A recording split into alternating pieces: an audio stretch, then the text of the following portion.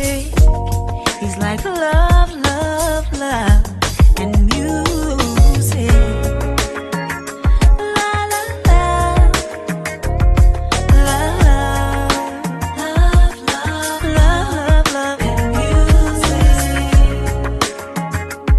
Love,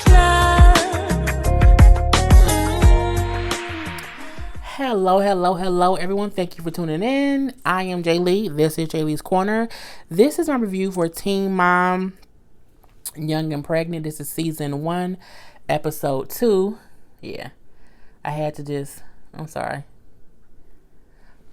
Because I've been doing like a couple of reviews, so my lips was just not like they were.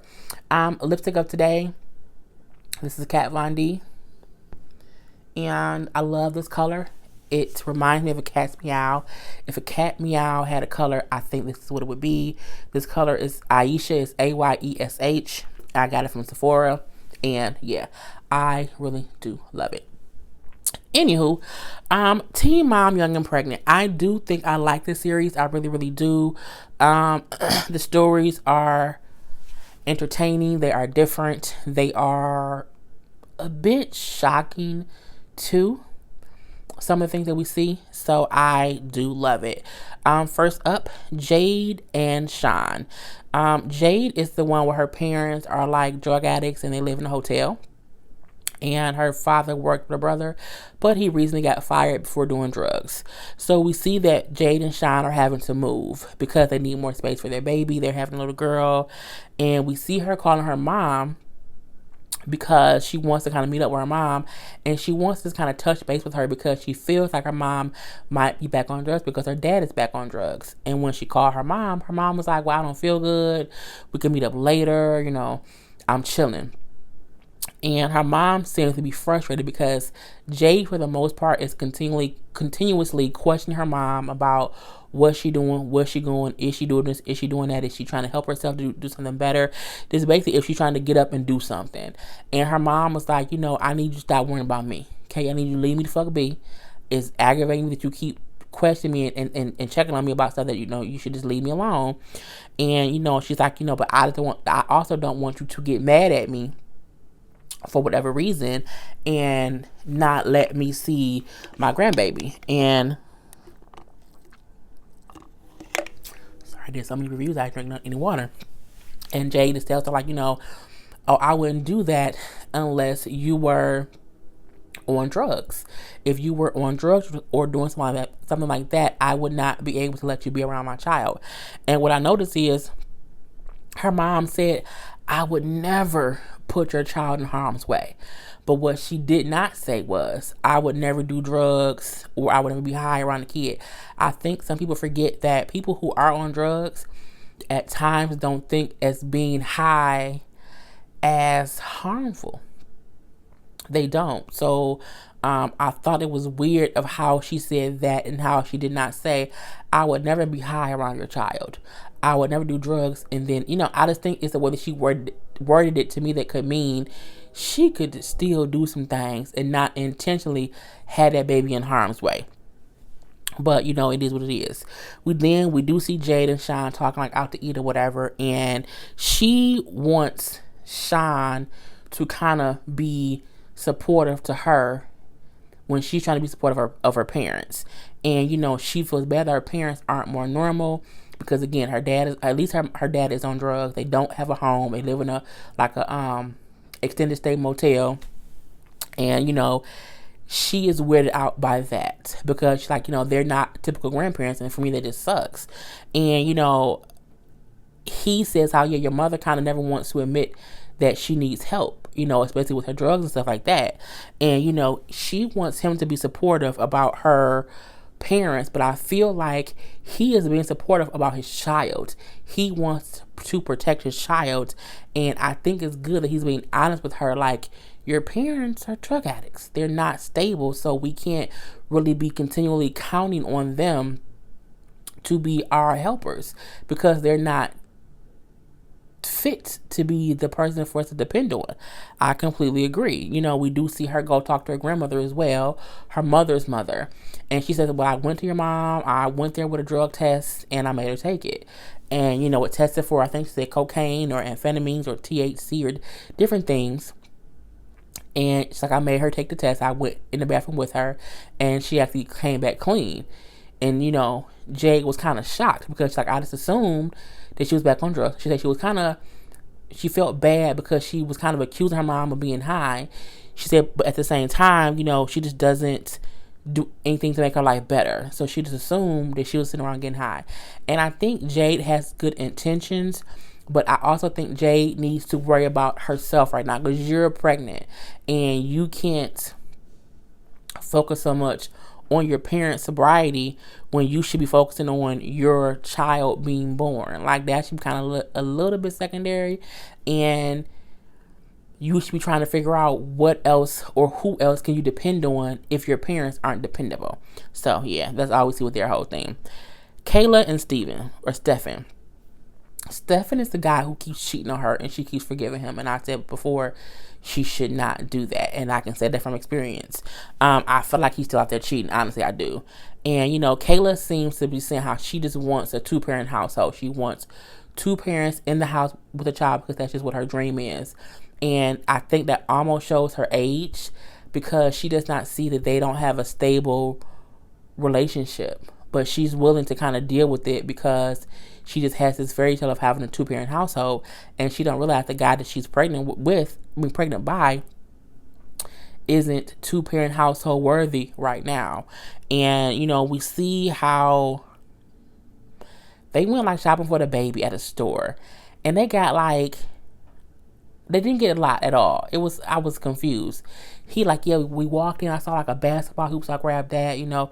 She then say how she got, you know, like a basketball rim, or was it a basketball rim? No, wait, he said a basketball rim. She said maybe a football toy or something. And the mom was like, that's all y'all got? Oh, we got like a spit up rag. She like, you gonna need more than one spit up rag. Oh, we got a diaper pail. I'm looking like they really didn't get anything that is really needed. And I'm like, I don't know if they didn't get much stuff because they're waiting on a baby shower, or they're so young and absent-minded, they don't really know how to shop for a baby. I'm going to say they're that absent-minded because I'm looking like, who go and get toys? You want to get a basketball ring for kids and you don't even have a carrying seat. Just stupid.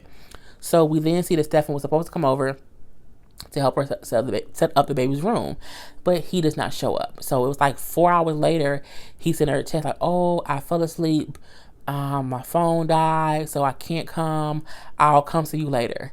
And, you know, of course she's sad about it, and she's like, you know, I really want to kind of just go over there and say, well, who's over there? And I feel like that's not the right thing to do.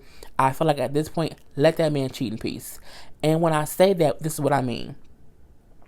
She's aware that he's a cheater, and she consistently takes him back. So my thing is, when you know someone's a cheater and they keep cheating, you keep taking them back, you can't get pissed off if they keep cheating because they've already shown you who they were and you just didn't believe them. And I feel like if you're going to keep taking them back, there's no point you getting upset when he cheats. There's no point you raising hell and fussing and fighting and, you know, cussing him out and cussing the girl out or anything like that. Let that man cheat in peace. Either let that man cheat in peace or leave him. Because if you are consistently nagging him and cussing him out and fussing, it's really only going to stress you out because he ain't going to care. And when you are pregnant, you should not be stressed. So let that man do his dirt. Leave him the fuck alone. And just keep being you, being healthy, and just leave it alone. So, so stupid. We then see Stephen talking to us. I write little notes to myself and I have it in my head. We see Stephen talking to his friends. And, you know, he's just saying how, you know, when the baby's born, y'all gonna always see me on something together. He do seem happy to be having a son. However, it's easy to be happy to be thinking about a baby that ain't here yet. Because you don't realize how hard it is to have a kid. Feedings and diapers and formulas and Oh my God, it's just so much. And teething, just so, oh my God. And the night, oh, it's just so much. And, when he says to his friends, he like, I'm only 19 years old, I really just want to work and, make money and have fun. And I feel like, well, you can't really do that because you're going to be a parent now. So you have to realize it's going to be other things. But I think he meant is, he isn't trying to be in a relationship. So that's more of what he meant. And, we then see next that someone calls Kayla and tell her, hey, Stefan is at some party with that girl that he cheated on you with. So what does she do? She goes to said party and she acts a fool. As she said, she's like, I went there and caused a scene and told him it was done. I cussed him out, cussed her out, and acted a plum D fool. And now she back at home and she's sad and she upset and she crying. And then he come in and he pissed at her, talking about he finna get his stuff. Excuse me. He finna get his stuff and he leaving, he don't care, and and then when she kind of followed him a little bit, and I think she like asked him a question, and he like, don't care about me? You didn't care last night, did you? You didn't care then, did you? But don't care now. And I'm looking like, why are you upset? You cheated on her. But I think the reason he upset is because she embarrassed him. But that's what the fuck happened. You cheat on somebody. Hey, you can't cheat. Don't, if you can't dish it, don't take. No, if you can't take it, don't dish it. Gotta think about that. So, because then he leaves. She's then even more upset, and she's kind of like, why is he mad at me? He cheated on me, and I'm like, he did, but he's done it before. And I think his thing is, I keep doing it, and you don't go off on me, and now you did. And when he got there, she didn't even seem mad. It seemed more like she was upset initially, and so she went there to cause a scene to make him feel like, oh my God, I'm so sorry. I'll never do it again. And he didn't do that. She went there, she cut up, and he came back pissed at her. He didn't come back this time begging for her to forgive him. And I think it's a thing of she did something hoping to get a reaction out of him, and she got the opposite. And so she's even more hurt than what she was. And the bad part about it is he not even worth the pain that she going through, because he don't respect her. Because he keep cheating.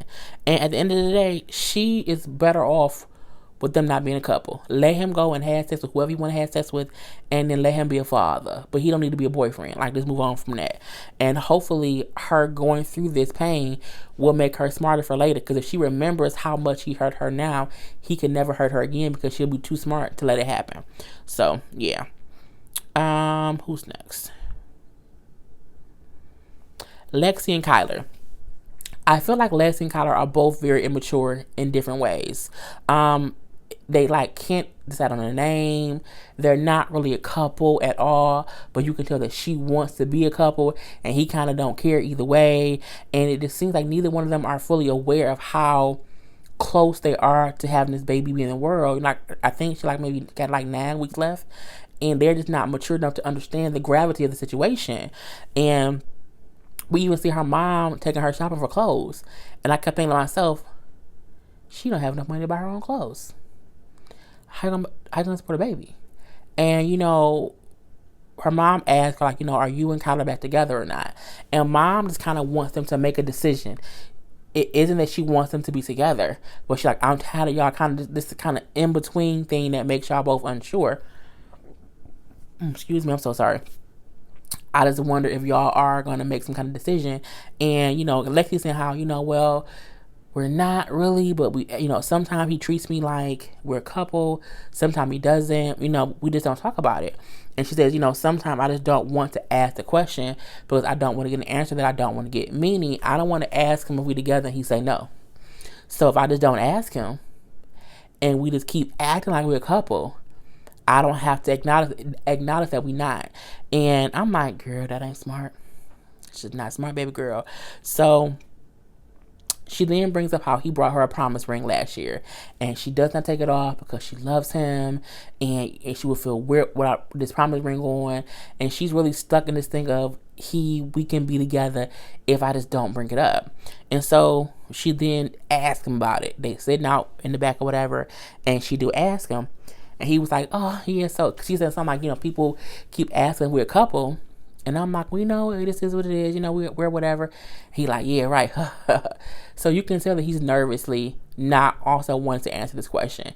And she's like, well, are we a couple? Like, what, what's going on? And he was very honest. He said, right now I just don't want to be tied down. I'm kind of enjoying my freedom, and I kind of want to stick with that. He tells her that she's too clingy. He said, you're very clingy, and when we were a couple, I didn't have any time to hang out with my friends, because when I did, you got upset. So I would have to always be with you, and I'm enjoying not having to do that. And she's like, really? And he's like, yeah. He said, you're like a fly. He said, you're clingy like a fly caught in a spider's nest, a spider's web. And I said, he said, I felt stuck with you. And I'm like, damn. It was very blunt. It wasn't harsh. I don't think he was trying to be harsh. I think he was trying to explain to her where she would get it. And then she said, oh, that's so confusing. But it really isn't. I mean, it isn't at all, because he's clearly saying to you, I don't want to be in a relationship with you right now because you're too clingy. He said it he flat out said it. So when she said it's so confusing, I think she said that because she did not want to accept that he is telling her we're not in a relationship, for one, and two, I don't want to be in one. No matter how we act, we not a couple. So even if I'm being friendly towards you, I'm not doing that because we're a couple. I'm being friendly because I'm just being friendly. And I'm like, she's talking about she's confused. I'm like, it's really not confusing. It is what it is. Next, Brianna and Danae. So Brianna's 17-year-old. She's pregnant, and Danae is the transgendered guy who wants to be the father but isn't the father. So we do see Danae's mom is there, his sister is there, and they're basically like, talking about the baby and all this other stuff.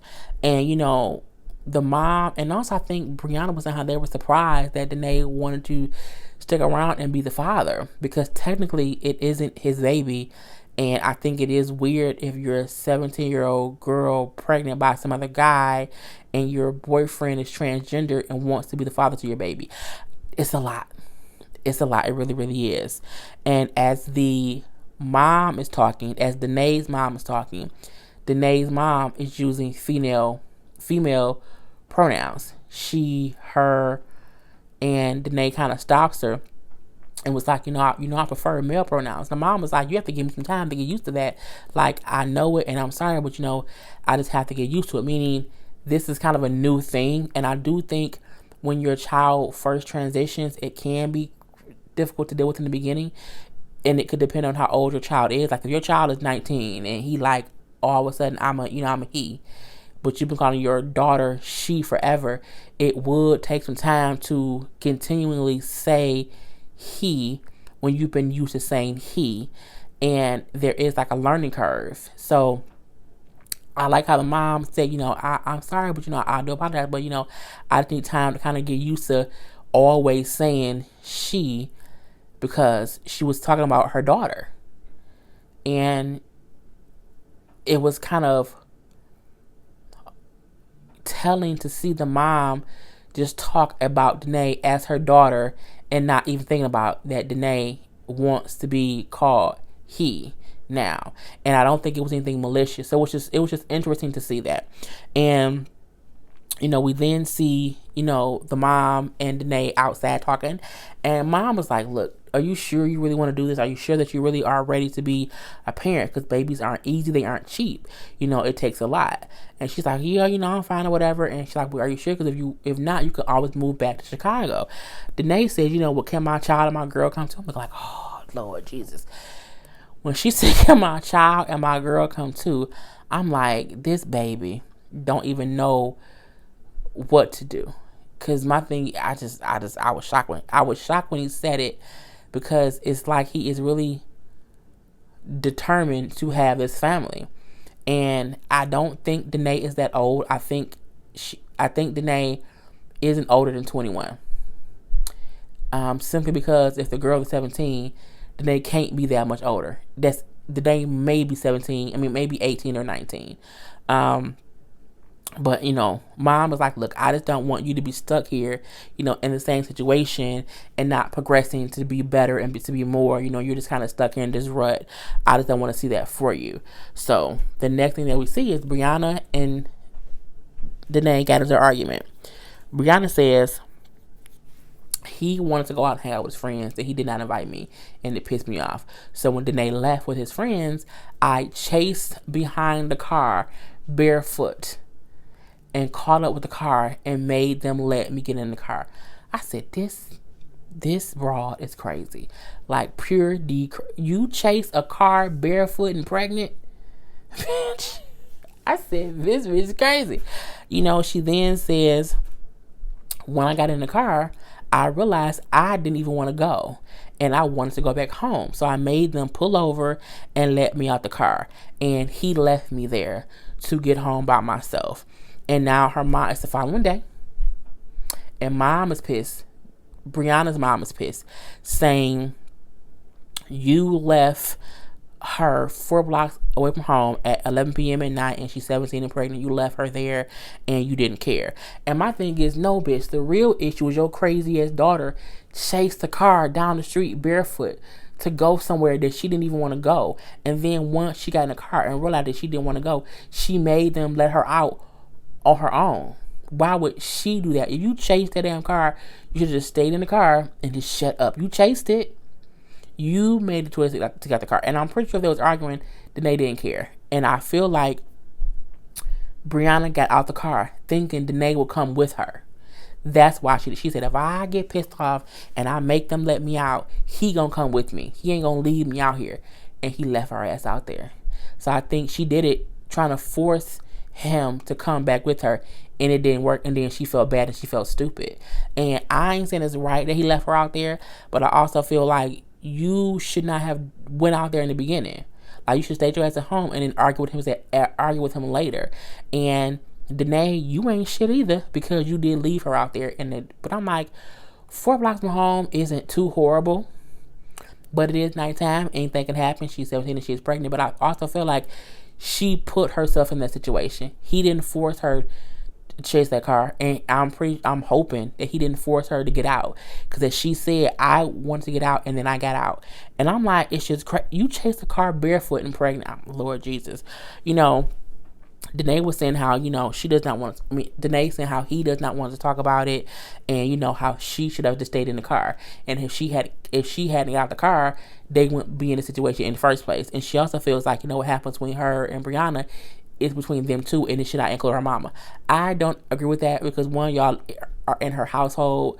Brianna is still only 17. Technically, she's a child, and the mom is going to always care about the child, regardless. I don't care. I'm 36.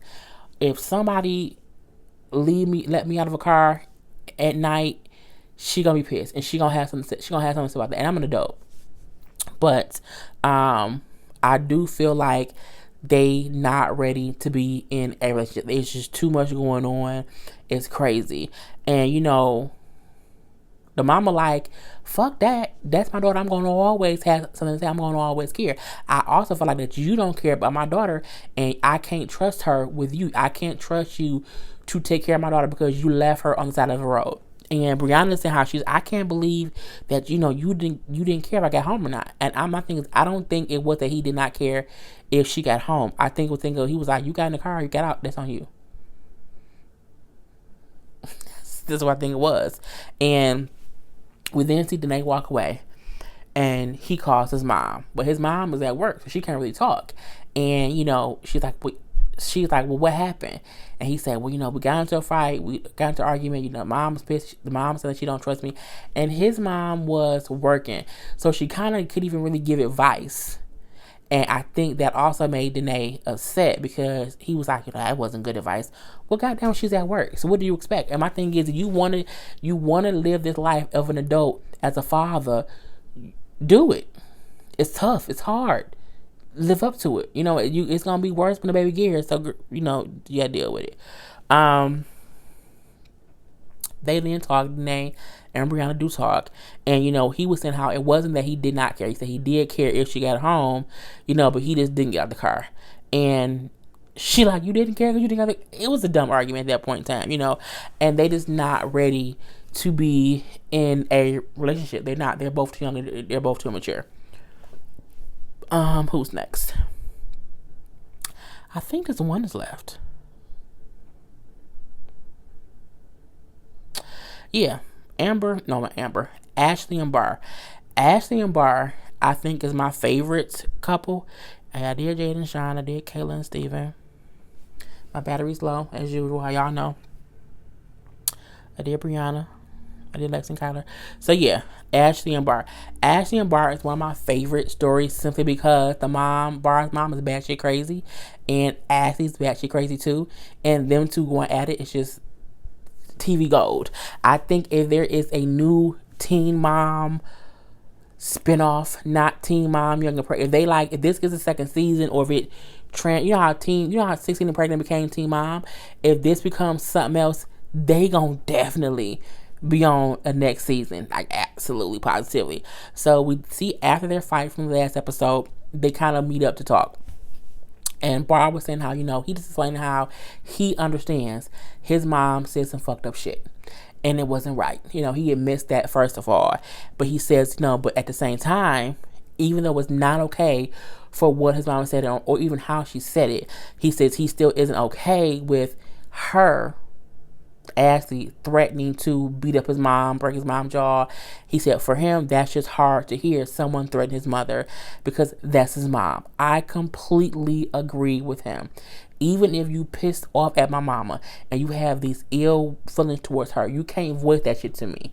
You can't. Because if you do, it's going to be a fight. Point blank to the period. And he said to her, he said, if you felt like that, you just should not have said it out loud. And, she then agrees and says, she probably was wrong for what she thought and what she said. And so she apologized for it. But she also makes it clear your mom can't be the only one that is allowed to throw rocks. And she can't think if she throw a rock at me, I ain't going to toss one back at her. I will. And she will. And she says how, because he then brings up how they need to be better at communicating. And she's like, well, we do communicate good until it comes to your mama. When it comes to your mama, everything goes out the window because it's like a tug of war thing. And she does say how your mom needs to understand, I'm not trying to take her place. I'm just trying to be a girl. His mother is definitely a person who you look at it weird. Like, you are almost a little bit too invested in your son relationship. Like, it's almost a little weird-ish that she's so concerned with him having girlfriends or any of her sons having girlfriends. And I think Ashley and Bar, for the most part, have a good relationship. I think the issue is his mama. And it's crazy. And it seemed like it's not even him. It's his mom. And I feel like because he is a mama's boy, as he said, he continuously tries to support her. And his issue come into play when she wrong, and he still has to rap her because it's his mama. And when she wrong, Ashley pop off, as she should and could and will be able to. And he just don't like hearing it. And she should pop off and talk shit when he ain't there. Like, talk to her, just to get her frustrations out. She can talk to her mom and vent whatever. But when she vent to him about his mama, it ain't gonna ever go well because that's his mama. So, I'm just like, whatever. We do see her talking to her friend who she's telling her, like, I'm going to allow his mom to come to the shower, so that he can have those memories of his baby shower and his mom there. I'll allow that to happen. But she was like, if his mom don't quit acting stupid, some shit gonna pop off. Because don't forget, my mama wasn't always a preacher. Now, at the damn baby shower, Brian's mama walk in, and I swear it was like ratchet. Like, just ratchet in motion. And she's definitely had she definitely has been around a lot of African American people. Absolutely. She's not a typical white woman at all. And she's not even trailer trash. And she's not even, she ghetto. She's like ghetto with a bit of trailer trash. It's just so, it's a lot. It's a lot. And you can tell she loves her son. But it's almost to the point where she loves him so much that she's damaging to him. She loves him so much that she's going to ruin his relationship. She loves him so much that she's going to lose him because she don't realize how damaging her antics are to him, his relationships, and how it will affect her seeing that child. She don't get it yet. So, as the mama say to her, because he introduced him to, and she says, I need to talk to you. And Brian mama was like, well, not right now. We can talk maybe afterwards. Like, let's enjoy the baby shower. And her mom said, so you're going to be good, right? Like, we're going to have fun, right? Yeah, it's going to be fine. So that, you know, she walk in, she say hi, whatever. But you can feel that I felt the tension through the damn TV screen. Like, you can tell it was thick, baby. It was so thick. And the host was talking about the games or whatever. And one game, the host referred to Bar as Ashley's significant other. She can't say his name. Why can't she? First of all, that ain't even important. It's not as if she's, and it was dumb because the I think Ashley said she don't know him like that, so she didn't say his name. She just said the significant other because she didn't know whatever. Who cares, girl? Who cares? The mama cared. This is some bullshit. Hey, Bar. I'm like, here she go. It was crazy. From there, they trying to take photos. And the mama, and my thing is, I'm like, Ashley, if we don't mesh, if we don't get along, I don't want pictures with you. And so when he was taking pictures, I think when they were, and the mom got in the picture, she walked away because her thing was she don't want to be in the picture. Right? And you have to understand when people are beefing, I don't want to be fake and be smiling in pictures with you. Like, you here for your son, that's cool, but we ain't gotta interact with each other. We don't. I won't talk about you. You ain't gotta talk about me, and we can leave it at that. So when she walked away, the mama, you telling me don't be petty, tell that bitch don't be petty. And I'm like, here we go. And Ashley heard her. Ashley didn't like it. So it got worse because when the mom was about to leave, and she tried to go like rub Ashley's belly, and I think she called the baby the name that they don't want to name the baby, to be petty. And when she did that, Ashley did a whole little spin and avoided the mama touching her and avoided the mama being able to say that name to her belly. I think Ashley was 100% right in not wanting to have that lady touch her. She was 100% right in not acknowledging the name the mama was saying because the mama was being petty. And my thing is, I think had she not said the name, Ashley might not have moved so fast. But you're not going to walk up to me saying a name that I told you wasn't going to use and try to rub my belly. Nah, bitch. I'm going to do this little duck and spin. I ain't going to deal with it. And so when she did that, oh, she being rude. She being petty. Talk about me. Check her. Da, da, da, da. So at that point, they're trying to separate the mama, get her out of there. Ashley getting mad. Her mama getting mad. She didn't mention her mom. Because she going to say I'm a bitch and call me. Blah, blah, blah. Her mama heard the word bitch. Honey, mama was like, I ain't look. So why we gotta be rude? Now everybody outside arguing, fussing, and arguing. And it's getting rude because you hear the mama saying bitch, you hear Ashley saying bitch, you hear other people saying bitch, you hear Bar saying to his mama as if she's in the right and she was not, because again, she should not have used that name that you told her already that y'all weren't gonna name that baby. And you have to understand that Ashley has every right to not want your mama's negative energy on her body, period. But he said to mama, you right, she was fooling. No, she wasn't. And the mama leave, fuck you, bitch. And Ashley again without, you a bitch. Check that bitch. And Bar like, don't call mama no bitch. It was a big back and forth thing. It was crazy. And it ends up with the mama leaving and she left holding up the goddamn middle finger. Ashley crying. Bar pissed off. Ashley mama trying to calm Bar down, saying just leave, but you need to realize that your mama's petty and she's being messy, and her and these antics is not gonna fly with us. And the baby shower was ruined. Completely crazy ghetto-ness ruined. And you see Ashley crying, Bar on the other side, the mama gone, and I'm like, this is the most beautifulest ratchetness. I love it and I hate it all in the same breath. And that's how the episode went off. So, I'm done. It's like 1 o'clock in the morning. I hope you enjoyed. I am Jay Lee. This is Jay's Corner. Peace.